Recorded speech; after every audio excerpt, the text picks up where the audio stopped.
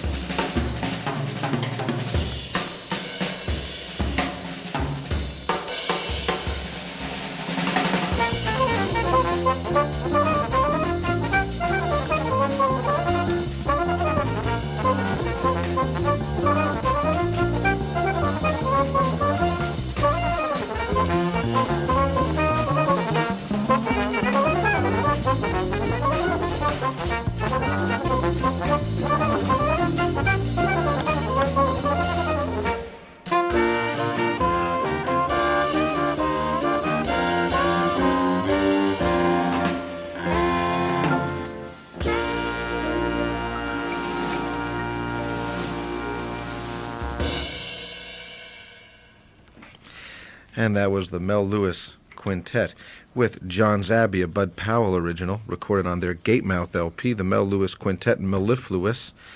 Mark Johnson on bass, Jim McNeely piano, of course Mel on the drums, and John Mosca trombone, and Dick Oates on the soprano saxophone on that particular title.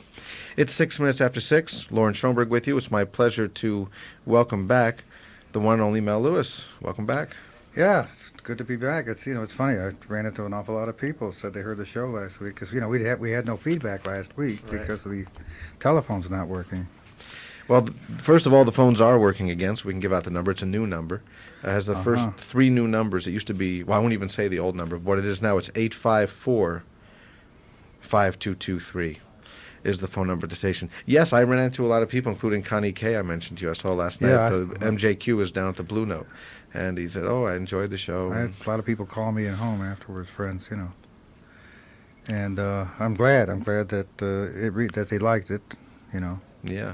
I'm glad they liked it too, and I'm going to take advantage of this opportunity to plow right ahead. Let's get right back into it because we're already so far behind, which is I'm happy that we're behind because it means that we're going to stretch this out way past 3 shows. I can tell you that we have this Wednesday and next Wednesday scheduled with Mel from 6 to 9, and we'll get as far as we get. And at that point, we'll announce when we'll continue. Probably be, depending on Mel's schedule and my schedule, probably be Tuesdays in February and March, and that time we'll come back.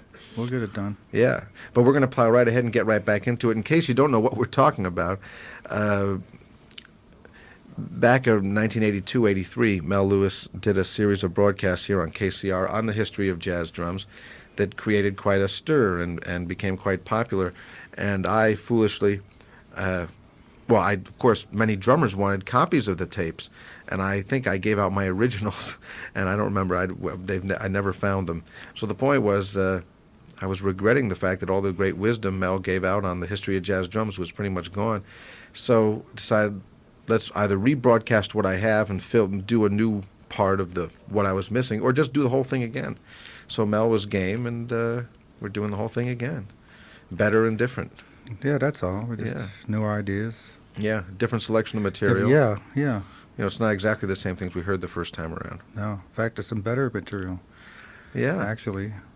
Last week we heard Baby Dodd, Zooty Singleton, Kaiser Marshall, Stan King, a little bit of Chick Webb towards the end. Right. And probably omitting a person or two, I can't remember. But the point was that we ended with Chick Webb, and we were kind of rushed to get out of the studio. So I'd like to play a few more Chick Webb recordings so we can talk about Chick once again. So let's get right back into it. The history of jazz drums, once again, featuring the one and only Mel Lewis. And right now we're going to hear Chick Webb and one of his most famous recordings. We'll hear Clap Hands, Here Comes Charlie.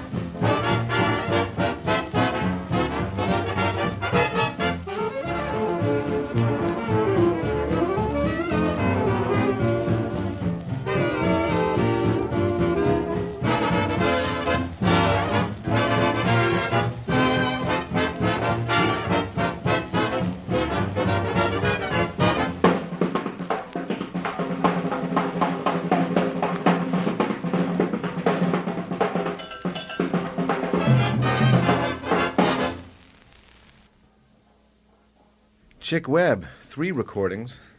We began with Clap Hands, Here Comes Charlie. Then we heard of the Little Chicks, one of the small groups. Yeah. Small group out of the band. Wayman Carver on the flute, Chauncey Horton on the clarinet and the rhythm section, and a little Spanish Town. And then we heard the big band with the famous Liza, Benny Carter arrangement, late 1930s. Well, he died in 1939, so it must have been about 37 or 38. Unfortunately, I don't have the recording date right in front of me. Well, see now this shows what Chick Webb was all about. We heard, I mean, at this time, what was happening was here's a man who brought drumming to the forefront. You know, I mean, not just the fact that he was the leader of the band. You know, because being the leader of the band doesn't mean you necessarily have to be the loudest person in the band and so on and be so forthright with. So what he did is he brought what is probably the beginning of what you would call solo drumming. I don't know if I mentioned this last week, but he brought the drums. All of a sudden became more important than they had ever been before. Of course, a lot of people couldn't do what he did. Also, you had a lot of leaders wouldn't allow you to, which was basically the problem anyway. There's probably a lot of drummers who might have had the knowledge or the guts even, you know, to do it, except they'd be fired, you know, because that was the routine. The drums up to this point, including recording everything, was keep it cool, you know, keep it quiet, keep time, and that was it. And Chick, now what he did is he brought solo drumming into the timekeeping patterns. He brought in more, not fills. He was actually playing very aggressive. He brought aggressiveness into the drumming, you know, where instead of just laying back and being cool, which is another art, you know, that's something a lot of drummers could learn to do. He brought the opposite, which is what everybody had to do then in those days, was keep it cool. Now all of a sudden he brought this aggressiveness in. He made the drums shine. But of course he had to be careful now of not getting in the way. I'll be honest, I heard times when he was in the way. You know, it's not perfect, you know, but it was experimental. Yeah, it was brand new. That's it. You know, it was experimental and it was real. You know, I mean, and it's the way he felt, and probably each time he played it, he probably heard a little more here, a little less there. You know, he did this a little more the next time. I mean, these are just single performances. That's right. That we're lucky to even have on tape or wax or whatever. Yeah. So we don't even know about all the other wonderful nights there were of performance. Oh, that's true. That were not captured, but somebody heard them, you know, and but this is what's happening now. And this is now the beginning of an era that starts what is continued later on with Gene Krupa. And Gene was lucky; he had the opportunity to do it in Goodman's band. And that Benny even allowed him to do that. Yeah. And it might have even come out of the fact that, now I'm not positive. Did they play opposite Chick's band? Very early on. Long before 38 Carnegie Hall. Yes, it's a little known fact, but they did. See? Actually. Now Benny was probably impressed by that whole thing, you know, where and his way of how, after being blown out by the Chick Webb band, his whole thought is, how can we get even? And that means I got to let Gene play more aggressive. We got to do something like that. This is what knocked and that's the truth, because I could see why everybody was knocked out with the Chick Webb band at the Savoy Ballroom. Is that aggressive drumming? Yeah. You know, everybody likes loud drums for some reason or other. You know, except musicians, of course, and depends on the music. But it knocked the people out, and it gave the band a drive that nobody else was doing. You know, so naturally, Chick was really knocking everybody's bands, and that was always a double bandstand there, you know. And right. Anybody that played opposite him, and he had the house band, was getting wiped out by him. It was actually him doing it, and so what was the secret was more aggressive drumming. Mm-hmm. Of course, it depended on your book too, but the Fletcher Henderson book was made to order for that. You know, yeah. Actually, it's just a matter of Gene being allowed to do it. Yeah. And I think Benny opened up on him and let him do it. It's funny you mentioned that because Gene joined Benny in a very early 35. And when they talk about the Goodman Band and the Chick Webb Band, they usually refer to the battle of the bands that they had later on, Harry James and when that band, 37, 38. But it's a little known fact that in 1935, Goodman and Webb did a series of one-nighters with each other at the Savoy Ballroom, not in the battle, but just at that point, just alternating. Yeah. And that's probably when Chick made such a distinct impression on Gene, because the next drummer we're going to go to is Gene Krupa, and you'll hear a difference before he heard probably Chick and some of the other greats, Yeah. But not that he didn't bring a lot of his own stuff to it. He seemed really to focus in on the snare drum work. When he does solo work, it seems to be There's I hear, but you also hear some Baby Dodds in there. I mean, Yes. you'll hear some Chick Webb influences too, and I hear Dodds more than anybody. We're talking about Chick Webb. Chick Webb, Right. And Behind the piano solo, he was still yeah, doing he that. went The he went to rims. that he went to that little to the rims, which to me again was the old tap dance routine, Yeah. And I used to do that too. I did it when I was a kid. Yeah? Oh, sure. Many a time when I played behind the piano, I played on the rim of the bass drum.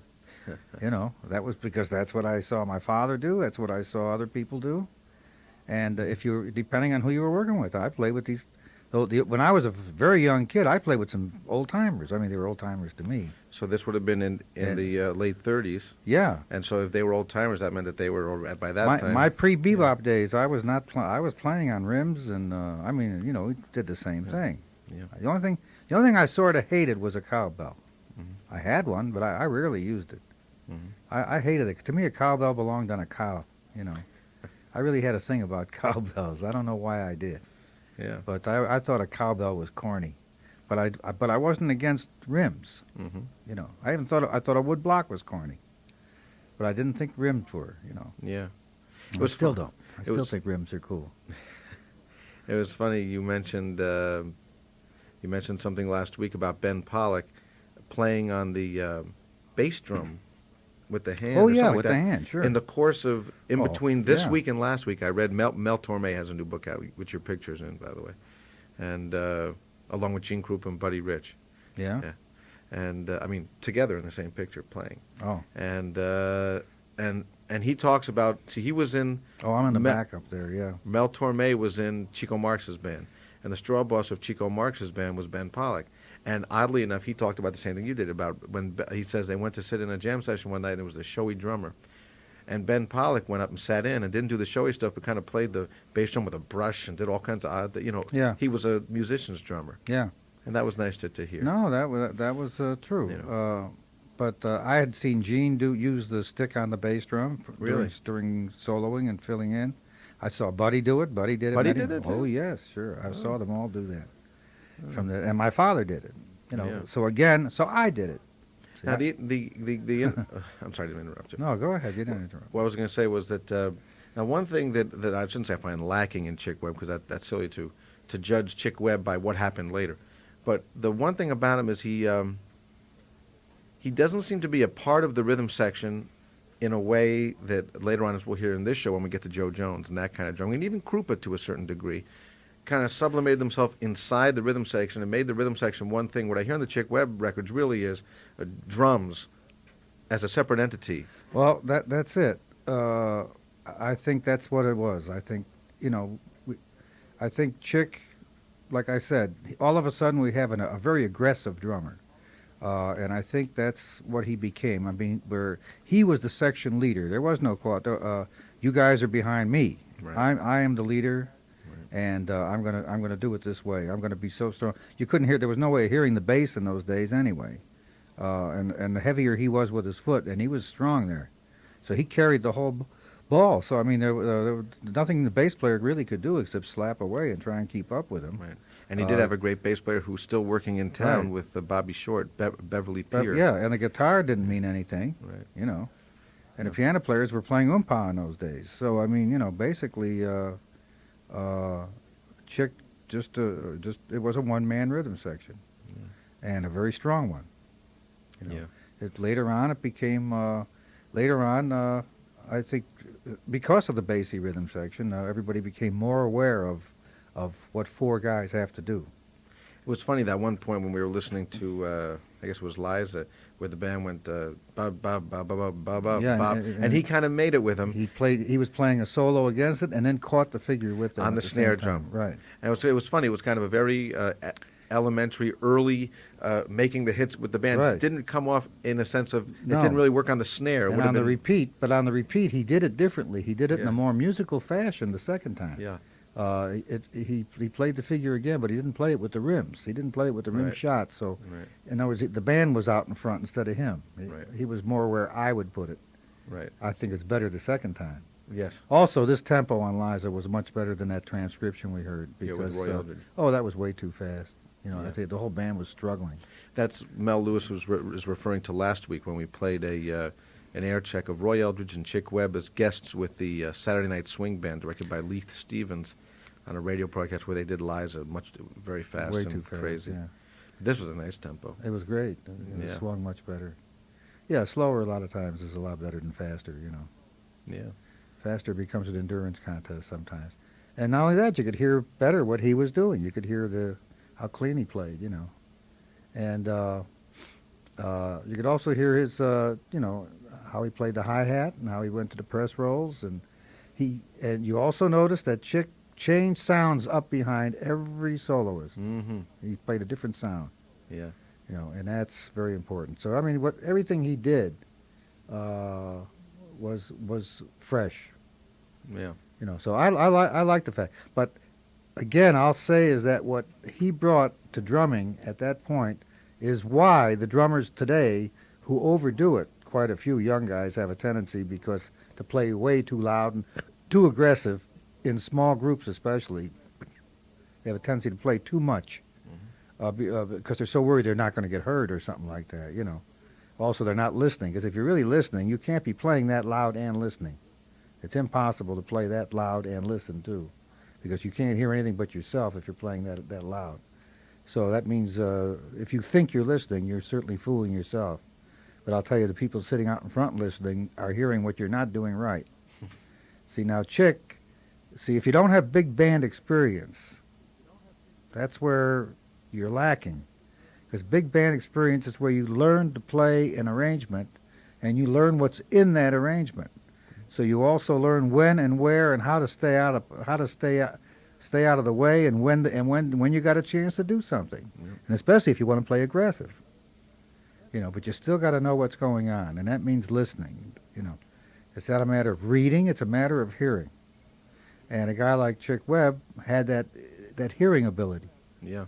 I think the story about him, I've heard a story. It's similar to one they tell about Buddy Rich, where both of them were not great readers, or even But readers. they listen. But supposedly Chick and Buddy would have someone run the band would run the chart down with Yeah. either someone else playing or them not playing. They'd be out front listening. Hear the band play it down once, and that was it. And go right in there and do it, you Yeah. know. Which actually, you know what, might be a better way to do it than to. You know something? I've played in bands. Maybe you can answer that. I'm sure you've done. I've played in bands where guys are playing a chart they've played literally 1,000 times. And sometimes you'll see the drummer, he's still reading the chart. Yeah, I He's mean, played there's it no 1,000 reason times. I There's no reason for never that, you know. understand that as long You as I know, live. to me, the only know? reason for being a good reader is when you have one time to play an arrangement in a studio in the situation. studios, right? That's where it came in very important for me. Or if you were playing a show where you have Oh, so yeah. many things to catch, Sure. you know, where all the dance routines and Sure. things like that. That's where reading is very important. You Yeah. know, especially if you're not in a situation where you can see. Right, right. See, in the old days, you always, a band was on a stage, and if it was a dance team or a comedy team or where you had to catch things, the act was usually right in front of you. You know, I mean, you were there, Right. and you opened up your eye and you watched. But in television and in these situations where they stick the band off in another room and all that, everything sort of has to be written in. And so that's where reading ability would be quite important. Sure. But I meant in terms of just a normal dance band or Yeah, something playing no, a chart in that's been terms played of a 100 dance band times. chart, man, you should have it down after one or two times through. You should know it. Yeah. And you could hear how well Chick really knew everything he played. He knew it. Yeah. He knew it inside out. But what I was getting back to is that today's young drummer, you owe Chick Webb. Because if it wasn't for Chick's aggressiveness, I think that even by now we might not have been able to All right, maybe somebody else would have done it, but eventually. Gene. Or But you got to realize that the next most famous rhythm section, the next most famous sound was the bassy thing, which was cool, not aggressive. It was intense, but cool. You know, Yeah. intensity was there, strong intensity, but with another approach, not volume. Yeah. Well, we're going to hear that later on in the show. We're going to get to Joe Jones in the bassy rhythm section. Talking with Mel Lewis here. You're tuned into WKCR FM in New York, 89.9 on your FM dial. It's 6:33, and this is the History of the Drums, Part 2, Topsy Part 2. We're doing it here on the Musicians Show.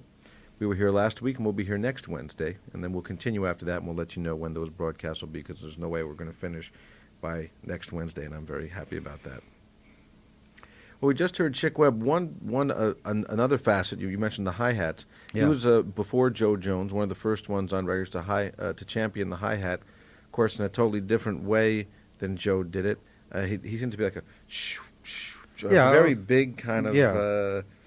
one kind of attack on the hi-hat thing, but it's a big one. They just seem so big Yeah. when he plays it. It's so majestic the way he does it. You Well, know. the cymbals were very small, and Yeah. he had to get the biggest sound he could get out of them, and he did. Yeah. You know, he knew exactly how much he wanted. And again, one final thing that's really beside the point musically, but that might inform some of you about Chick Webb. If you don't know anything about him, he was a gentleman who didn't make it past his very early 30s, and who was what they call a dwarf. He was very he had Yeah, a- it was very small. he was bent over and Yeah. all that, and very small. I mean, 3 or 4 feet tall. So it's all the more amazing that he did what he did. Of course, he had a drum set specially built for him, I guess, with a Yeah, so he could I'm reach sure. the bass I'm sure. drum. Yeah, I never. I never saw him in person, so Right. I was too young, and I was in Buffalo. The band came through Buffalo, uh, but when they ever, it's funny. I'm trying to remember whether I saw him or not. It's possible I did. Sure. I just don't remember. Yeah. But I certainly remember, you saw. well, I that remember too. the band Right. coming through, and I remember through Buffalo, Right. but Ella was there. Hmm. Now, was she there with him, or Yes, yeah. did she front the band? No, she was the singer with the band while he was alive. Then after he was gone, she took the band over. Then I saw him. Oh, then you did. Then I did see him. Yeah. Yeah. Of course, she was there from 1934 on. See, and the only reason I probably did, it was because it would have only been once, Right. but I must have seen him. Yeah. But I mean, I knew him from the time, and from the broadcasts, Sure. and from the records, which were popular then, and from her Right. with the hit and all that. Right. And and I remember the band coming through Buffalo with Ella Fitzgerald. Mm-hmm. Now, what I wasn't sure was whether it came through under the direction of Ella Fitzgerald or whether it was him, because it said the Chick Webb Orchestra, and there was that picture of him with Right. the and it's just there's certain things I remember and certain things I don't remember. Did Gene and Buddy talk about Chick Webb to you? Oh sure, yeah. But they talked about the same things we're talking about No. now. Yeah. And I think just about everything they ever said was put in print anyway. About Chick. To me, they were both definitely out of him anyway. Yeah. I'd say Gene first, Buddy second. But I mean, you definitely hear Chick Webb in both their playing. Well, that leads us right into the next chapter here, as we talk about Gene Krupa. Who did assert himself as a drummer, as an important drummer, and make a lot of great recordings before he heard Chick Webb. Oh sure. Yeah. When he was from Chicago, Krupa was from Chicago, and then was mainly influenced by Zooty Singleton and Baby Dodds, I guess, and people like that in his Yeah. early years. And of course, with a strong dash, I think it's important to say that just because you say someone's influenced by someone. Dave Tuff, I think, Yeah. was around before Gene, and Yes, and, he was. and definitely had an influence on Gene too. Yes. Gene, I think Gene took his place Yeah. as kids, in Right. that band out there that they talk about. Dave Tuff is a drummer we're going to get to on the next show, and we're going to talk about him. Although actually he would fit in right here chronologically, but for a number of reasons we're going to save him for part 3. Well, we're going to turn to Gene Krupa right now. We're going to listen to a recording session that Mel alluded to last week, and that has been made famous through the printed word, and also there's a scene in the Gene Krupa story, probably one of the few truthful scenes in that film. Of course, Mel Lewis is on the soundtrack for that film, in case you didn't know that. I did quite a bit of it. But it's true that when the Mackenzie and Condon Chicagoans, these young kids who were playing this music around Chicago, Jimmy McPartland and Frank Teschmacher and Bud Freeman and the rest, Eddie Condon, Jim Lanigan, and Joe Sullivan, and Krupa went into the studios for the first time in late 1927, that the recording engineer, told Gene he couldn't use his bass drum and use the drum kit, and Krupa insisted and did and prevailed. And although they still buried him in the back of the studio somewhere, the point was he had the drum set there, and at different points you can kind of tell that there's a bass drum there. That was very important because it was the next year, 1928, at the same studios, OK Studios in Chicago, that Zooty Singleton and a lot of other drummers began to record with a full drum set. In fact, last week we listened to the St. James Infirmary, and you could hear the brushes and the bass drum. Right. And Krupa really insisted, and then we owe him a thanks for that. Now, he was a very young man on this recording we're about to hear, which is Nobody's Sweetheart. Or no, I think it's China Boy. Well, we'll hear when we hear it. I always get those two tunes confused. And this is Gene Krupa as a teenager in Chicago with the Austin High Gang, and you'll hear some very early Gene Krupa. Let's focus in on the drums on this one, 1927.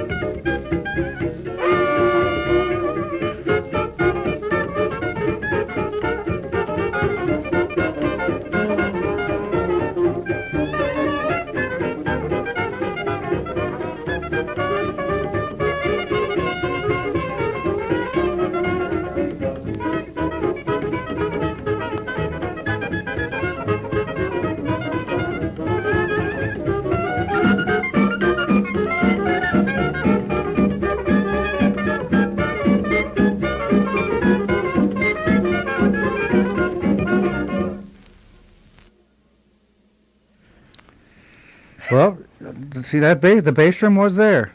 Yeah. I heard it. I heard it all through. But I also heard a lot of interference by a slap bass. The slapping bass was constantly getting in the way of what Gene was doing on top, and that banjo was another pain. Yeah. And see, those are the engineers' faults even in those days. It's the same crap that goes on today with too much bass or too much. During the commercial days, I remember when I was doing studio work, there would be too much guitar. On ching ching ching ching. They always get too much on the guitar. And you'd never hear the nice subtle things the drums were doing. Yeah. and I used to get pretty drug about that. Because why? I mean, what for? Because they have this misconception about things. Yeah. You know.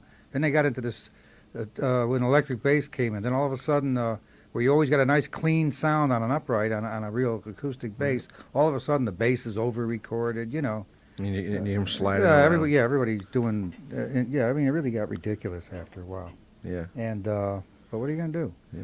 You know. Tell me about what you heard about when you mentioned that you could hear Gene on that record play behind. Gene was playing. The only time I could really hear what he was actually doing with his hands is he was playing on the rim of the bass drum during the piano solo. Yeah. How could you Yeah. tell it was the bass drum? Because of the because of the lower pitch sound, and he was playing 4/4. He played 4/4 on that bass drum all the way through the whole track. I was able to pick that up all the way, but I could hear very little of what he was doing on top Yeah. until at the very end when he went to that little tom tom, which was probably one of those little Chinese tom toms. You mean on the afterbeat On there the on the last afterbeat. eight? Yeah, on the last eight. That's about the only time we got to hear what he was really doing up there. Yeah. And I know he was probably doing some snare drum press rolling, but we just couldn't hear it. Yeah. But that's not his fault. They had him. You could. He was definitely off in a corner somewhere. Yeah. Again, that's the famous Mackenzie and Condon's Chicagoans OK record from 1927 And of course, Condon was there with the banjo or the. Yeah. So whatever. Wasn't exactly in tune that day. He Not played too- some nice things sometimes, but Yeah. not that particular day. Great work, Frank Teschmacher, Bud Freeman, who's still wailing out in Chicago, and Jimmy McParland, who also was still very active, playing on that recording. Famous recording for Gene Krupa, again, the one where he insisted on using a bass drum, and for the first time that we can document on a jazz record session, the bass drum was present. And it was a little victory that was to mean a lot later. Definitely. Now, Krupa played in Mal Hallett's band, I know, and Right, Buddy out of Rogers' Boston, band, Yeah. and eventually through. Well, actually, he was associated with Benny Goodman long before he played in his big band. I think they recorded with Red Nichols together around Right. 1929, 1930, and then in New York they were both in the first call jazz studio guys, Yeah. 1930, 31, 32. And I believe they first played together in a big band. Benny had put together a band for Russ Colombo, and I know they played together there. And then Gene went out with Buddy Rogers' band, and the Yeah. story goes that now Goodman, the first drummer, the two drummers in the early Goodman band, one guy named was Sammy Weiss. I remember Sammy. I knew Sammy. Yeah, you knew? Sure. Sammy was a vaudeville drummer, really. He worked with people like Jimmy Durante and Right. Eddie Cantor. You know, he traveled with those kind of people, and I knew him out on the coast. He was a studio man, you know. And the other drummer was Stan King, who we heard on Yeah. last week's show. Yeah. And supposedly Krupa was. I'm sorry, were we going to say something about Sammy Weiss? Well, I mean, Sammy was. But did he swing? I mean, was he interested in swinging or just good I wouldn't time? call him a swinging drummer, no. You know, but he was a good old he was a vaudeville drummer to me. I mean, that's what What's I a heard. vaudeville drummer? Somebody who plays shows all the time. You know, I mean, Right. that really can play shows. He was that kind of, that plays acts Right. and takes over that kind of a situation. You know, Right. can catch everything. Works good with dancers and with comedians and all that. You know, Yeah. that's where Sammy Weiss's main thing was. Yeah, in fact, I think his sons are still active out there as sort of doing the same things that he did, in his time. The story goes that he was with Goodman's band, and then Stan King, and I think